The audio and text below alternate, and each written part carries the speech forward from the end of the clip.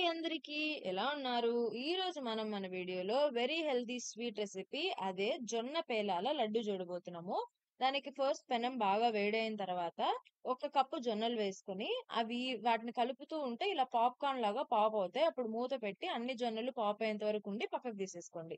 ఇప్పుడు ఆ జొన్న పేలాలన్నీ చల్లగా అయిన తర్వాత మిక్సీలో మనం పాప్ చేసుకున్న జొన్న పేలాలు, ఎండు కొబ్బరి, మంచి పప్పులంటారు గదా! అంటే వేయించిన శనగపప్పు ఉంటది గదా! అది, ఇలాయచి ఇవన్నీ వేసుకొని మిక్సీలో వేసి ఇట్లా వీడియోలో చూపిస్తున్నట్టు బాగా పౌడర్ చేసుకోండి. నేనైతే ఇక్కడ 2 కప్స్ జొన్నలకి 1 ఫుల్ కప్ బెల్లం యాడ్ చేశాను. దాంట్లో కొద్దిగా వాటర్ యాడ్ చేసుకొని పాకం వచ్చిన తర్వాత అంటే దీనికి ఎలాంటి 1 స్ట్రింగ్, 2 స్ట్రింగ్ కన్సిస్టెన్సీ అవసరం లేదు. బెల్లం కరిగితే సరిపోతుంది. కొద్దిగా నీళ్లు యాడ్ చేసుకోండి బెల్లంలో స్టార్టింగ్‌లో.